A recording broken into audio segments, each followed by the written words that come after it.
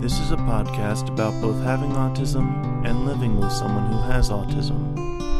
My mom is Sonya, and I'm Josh, and this is Josh Has Autism.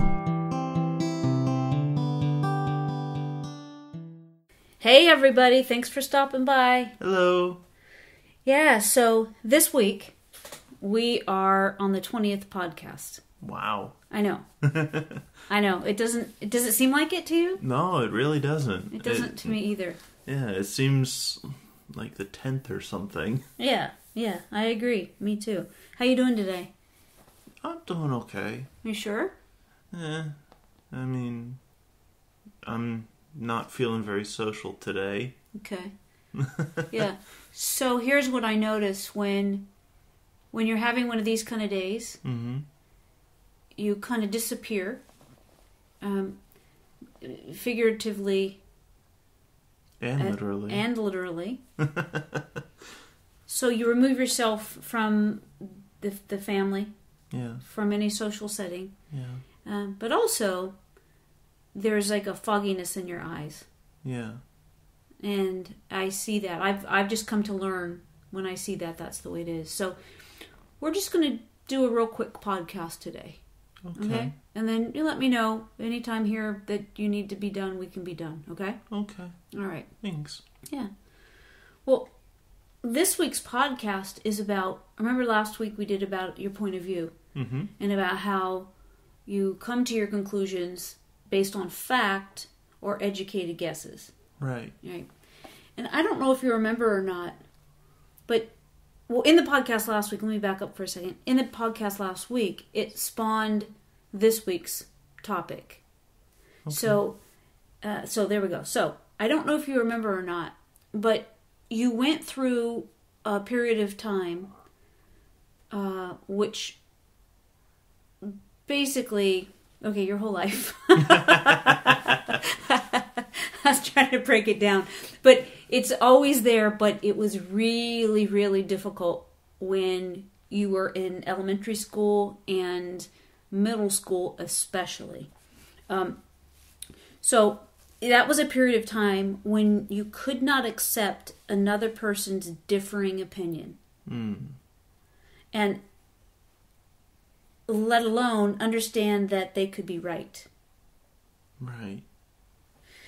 So I would like to talk about that a bit because while I just talked to your sister about this today, and she said, "Well, he still does that." I said, "Right, but it's not as difficult as it was back then." So something has changed, and I don't know if it's just maturity or what it is, but there was a period of time when you would form an opinion, and regardless of what anybody else said, you could not entertain that another person's point of view could fit into whatever scenario or situation that you already had an opinion about. So regardless of that, even if we showed proof that it could be experienced differently, it was not something that you could process. There's no way that you could even, again, entertain that there could be a different way of interpreting whatever it was that your opinion was. Right. Does that make sense? It does. I would like to try and clarify that some then. Okay. Awesome.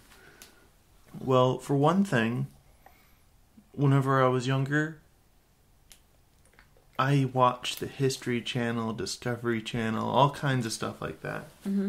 So in school, if something was brought up and I knew it wasn't right because of these recent discoveries, I'd bring it up to the teacher. Say, hey, this is found to not be true anymore. And so, you didn't make a lot of fans that way. No, I'm pretty sure my ninth grade science teacher hated me because of that. And she couldn't wrap her head around the fact that things change. That history, it can be found to be different than what people thought it was. Mm-hmm. Well, what if somebody else just had an opinion as strong as your opinion? So you're saying in this scenario, you got something from a History Channel. Mm-hmm. You took that to be true. You probably backed it up by doing some research. Mm-hmm. And from that point on, then you understood that to be the truth. Yes. What about if we're not talking about something to you that was concrete? Right. This was history. This is a fact. It's concrete. Mm-hmm. If somebody else had a different opinion or a Mm-hmm. different interpretation, you felt that it was wrong. Not always. let me make my point clear then. Okay. I felt that I was correct in my thinking, but I accepted that other people did not agree with that. But I did not necessarily make it come across that I accepted that they had differing opinions. I would just say, but this is the way it is. Right. Well, I would support that that theory today in your life. Yeah. That went so far back as early high school. Okay. Was when I finally was able to articulate that. Okay. And make sense of what I was feeling. Okay. But before that, it was a jumbled mess. and I want to know what that felt like for you, what you were experiencing. On our side, let me just express what we were feeling first, and then I want to know what was happening with you. Mm-hmm. It would be... So we've done a podcast on rules.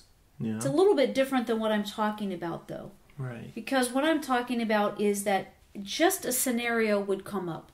Whether it's at home, whether it's out in the community, whether it's just a conversation that really doesn't... Do you need the Heimlich? No. Okay, good. So whatever it was, it could be something that on our side was not real significant. Mm-hmm.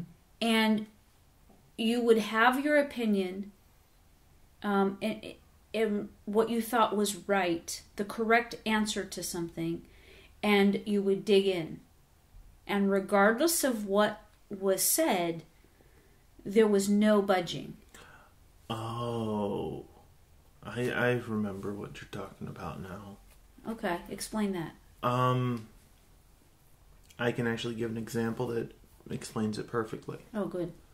Well, maybe not explains it, but it it sheds light on how I thought of things. Okay. Like, I remember in 6th grade, we had a series of tests that we had to make. One of them, and it was a group project.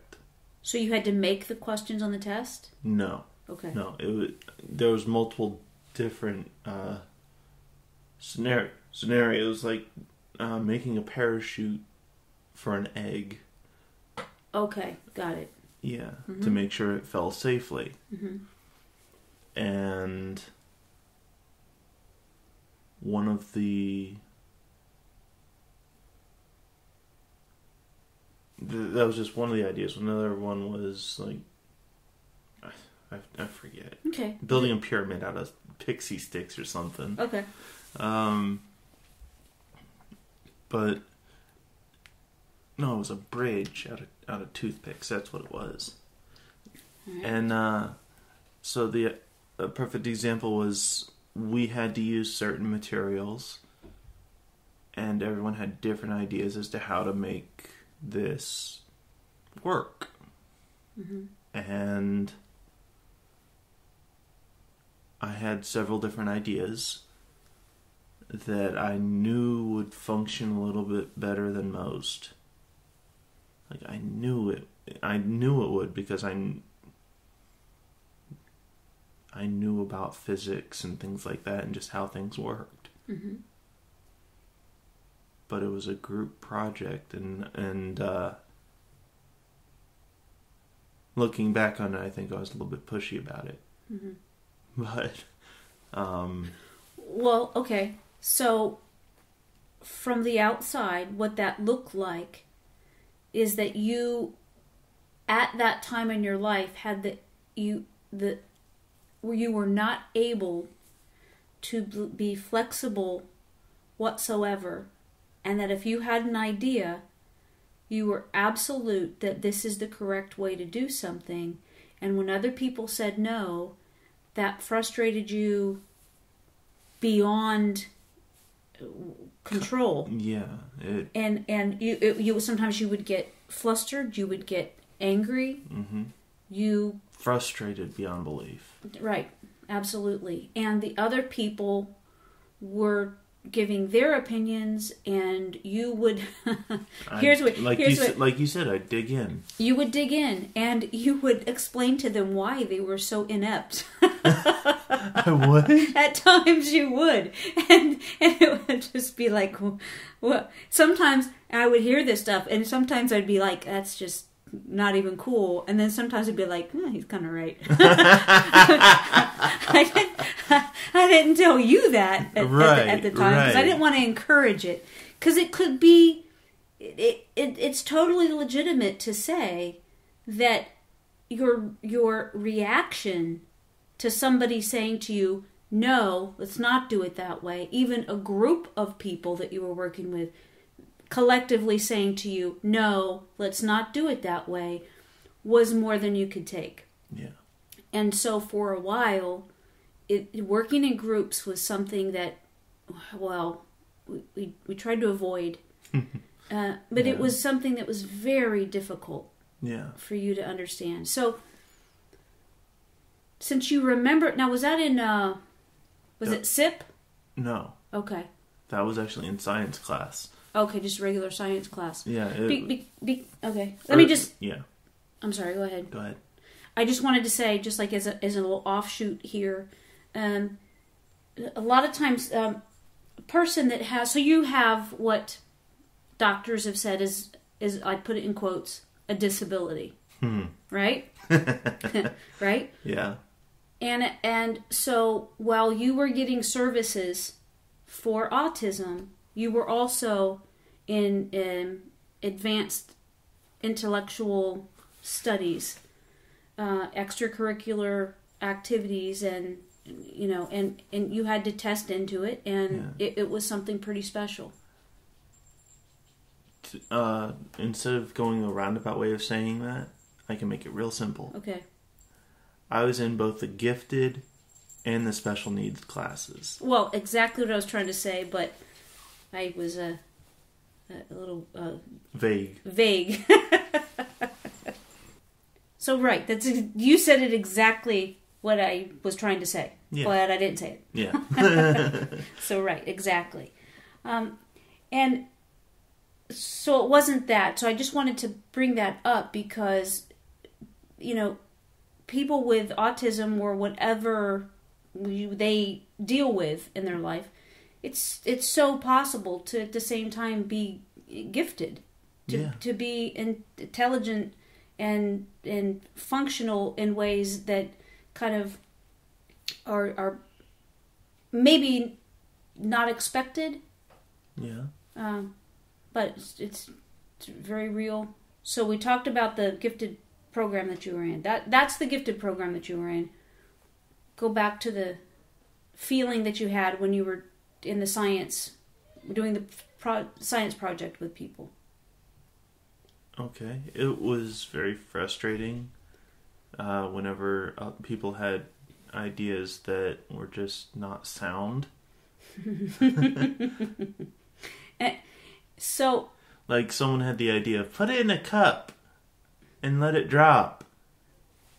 What's going to cushion it? Mm-hmm. It'll be fine.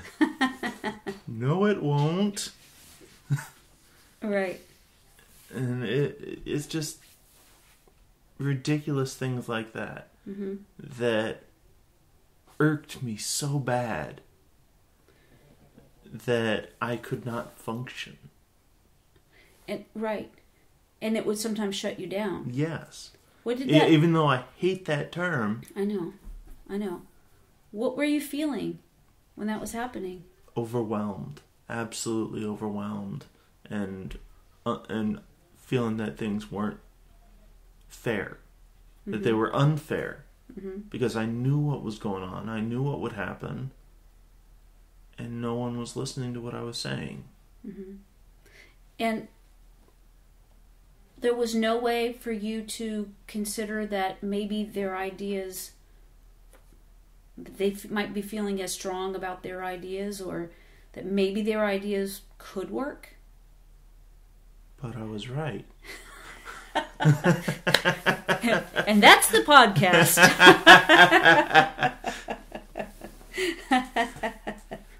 Yes.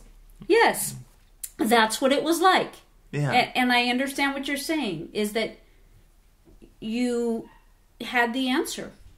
You knew the better way to do it, so you thought that everybody else should recognize your superiority and your superior idea. And I meant what I said the first time. Your superiority. Some people just don't understand physics. Oh, right. To be fair, I don't know the mathematical stuff of it. Okay. I just know it. Okay. I know how it works and stuff like that. Well, I can remember in school, in math class, you would get in so much trouble because you would look at a problem, you would have the answer, and it was right, but you didn't show your work. Yeah, because I did it all in my head. Right. And sometimes my mind would just jump to the answer. And I remember one of my math teachers getting so upset. Saying, I can't even do this in my head. How are you doing this?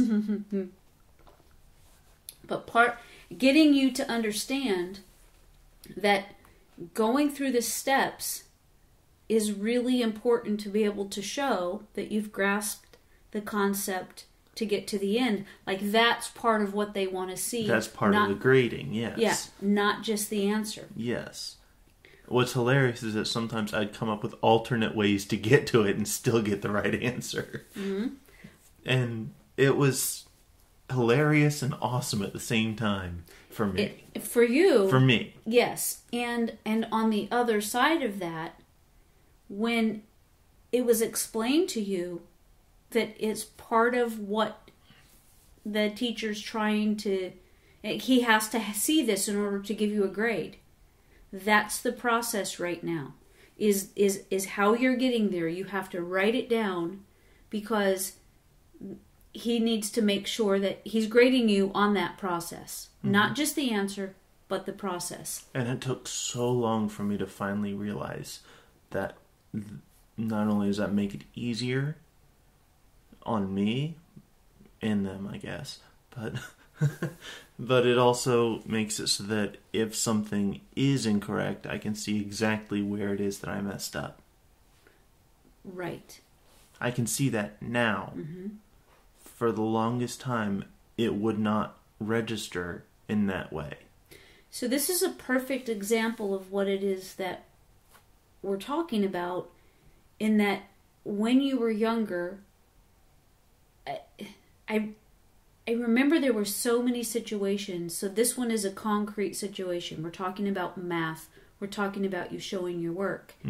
Regardless of who talked to you about this, whether it was the teacher or the counselor or your TSS that shadowed you at the time, whether it was myself or your dad, we were not able to get you to see the point of view that this is necessary. It was the pushback was, but I know the answer. And regardless of what approach we took, there was no reaching you in any conversation that was necessary. Right. And because it turned out, at least in math and everything like that, turns out that the steps were also part of the answer. And if that had been explained to me like that, it probably was whenever it finally got through. But that's the way I needed to see it, was that part of the answer is working through the problem. Say that again from like beginning to end. Okay. In a different way? Well, because what I'm thinking is that this was such a huge struggle for me. At all those years, it was such a struggle. Yeah. And to watch you, and it really felt like a battle some days. Yeah. And was just pretty miserable for everybody involved. And so it's really important that if you can maybe put into words, then maybe somebody else that's younger, that's going through this problem. Yeah. Maybe that can help a mom or a dad or a caregiver out there to understand that. Because what it sounds like I just heard you say is that it's in the wording. Yes. Okay. Yes. The answer is not just the final answer.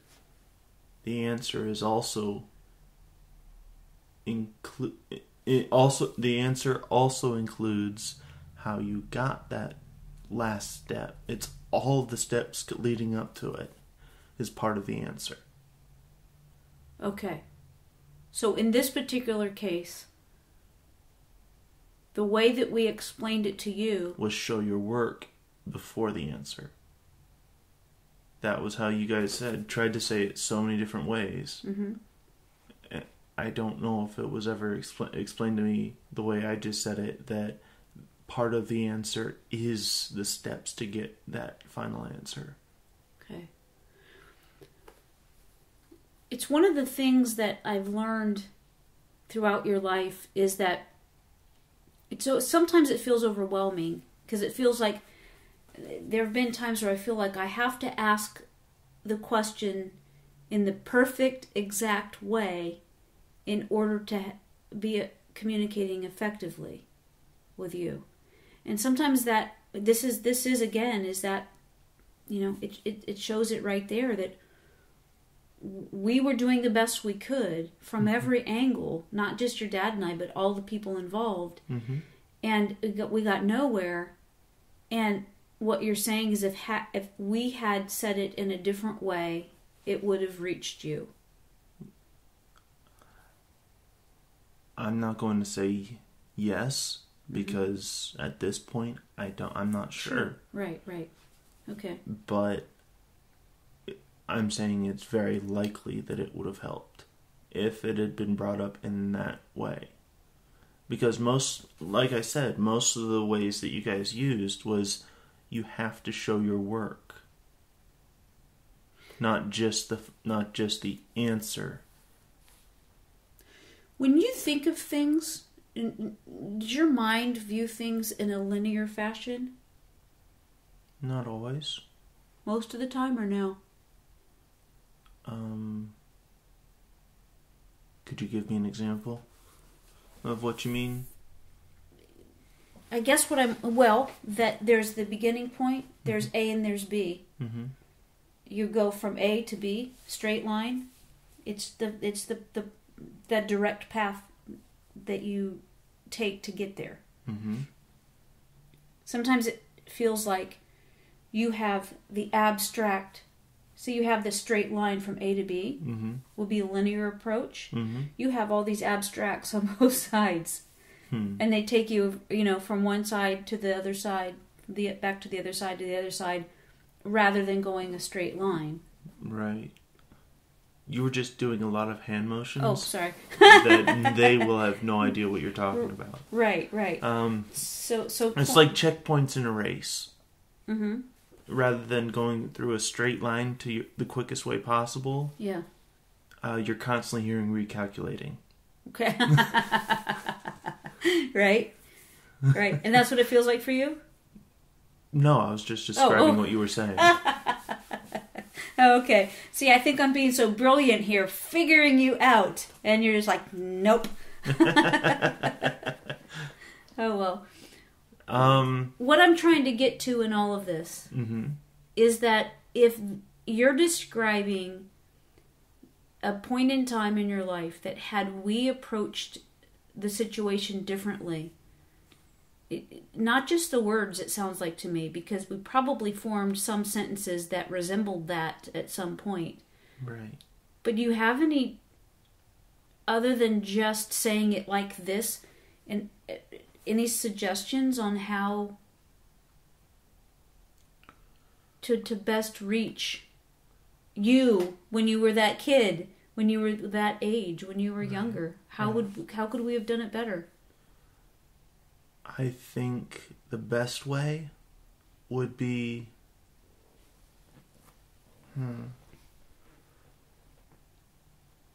it's there. I'm finding the right words for it though. Sometimes it's like I actually see a Rolodex flipping around in your head.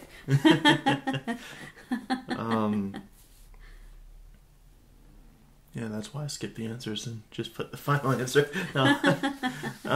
Yeah. Sorry, that was a joke. Yep. I think that dang it, what was the question? How would we have been able to better reach you when you were in that stage? I remember that you tried multiple different ways of saying, show your work. This was in just the math thing, at least. So I'm going to go with that example. Okay. What I needed was an outside-the-box point of view for it. Not just a different way of saying it, but a different way of thinking it as well. Because saying to show your work is not, and that I'll be graded on that work, is not the same thing as saying that the entire things, all of the things that you write is a part of the answer. There's a subtle difference, but there is a difference. And so that slight change in the point of view of it makes all the difference. Okay. All right. I get what you're saying. Would that carry over also? So for situations that might be more tangible than a math equation, or the group project that I was saying. Okay. Instead of just being said no, try and, if you have the time to do so, like you have a group project and you have a few days to work on it or whatever, try and test each way out that people come up with. There are times, there were many times back then when you were not willing to hear anybody else out because you already had formed the answer in your mind and thought that your answer was the best one. Then let me explain it like this.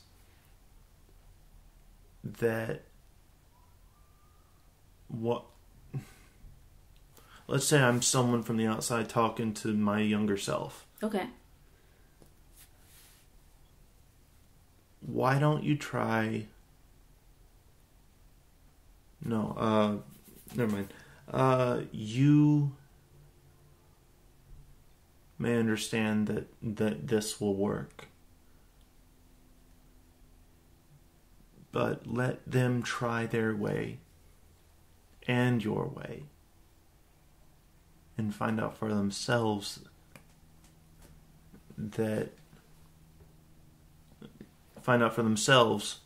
which way is better. So then maybe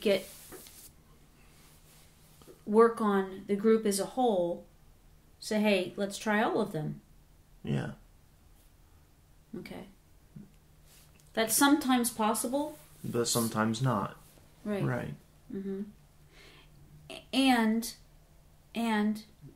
to be totally real about the time period back then, you're able to be thoughtful and introspective now, whereas back then, we're talking elementary school and middle school and the beginnings of high school, probably the first year of high school. There was not much give and take. Right.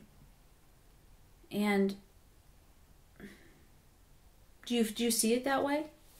Do you remember it that way? Yeah. Okay. Yeah. I remember that. And I agree. It was not so much give and take as it was just, I'm right, you're wrong, deal with it. Yeah, kind of. I mean, that's being very blunt and very blasé about it, but... Sure. I mean, I wasn't one of those kinds of people that would say, deal with it. No, of course not, because you have always been a really nice and decent person. Yeah. Even when you were a kid, you would be, if somebody is going to drop books in the hallway, you were going to be the one to stop to help pick them up. Yeah. So right. And that's a good point. I don't want to give the impression that you were arrogant and disrespectful with stuff. That's not what we're talking about. Right. We're talking about you really having the inability at a period of time in your life to not see another person's perspective on something. And when they would give you that perspective and it was different from yours, there were times when you were shocked that they would have a different take on what it is that you have in mind. But it wasn't something that you had an attitude and were just being difficult.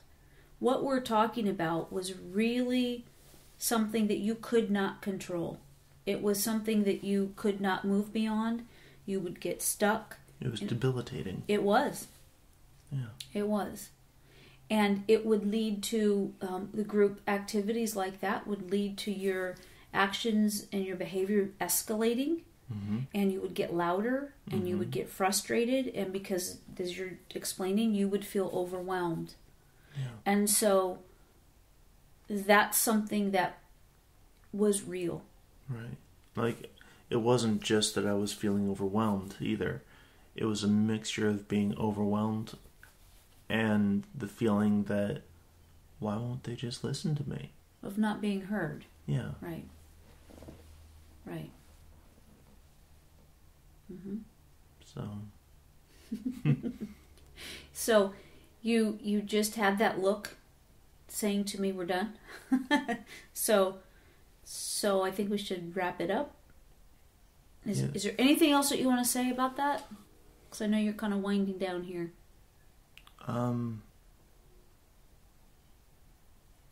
Be cool, stay in school. Awesome. That's perfect. Yeah. Thanks for clarifying that stuff, Josh. It's really cool. I appreciate it. Yeah, hopefully I helped somebody. Yeah, I think you probably did. Yep. So thank you everybody for listening. I found out, I don't know if I said this last time, I found out we're on 15 different sites. So we can be heard, this podcast can be on 15 different sites. I have no idea what they are. I have no idea. Except for iTunes. And iHeartRadio. Oh, really? Yep. Oh, cool. Yep. Dad got us put on iHeartRadio. Nice. And I don't know what else. But you can go to SonyaKing.com. You can go to iTunes. This is Josh Has Autism. And, if you like it, share it. And we appreciate that.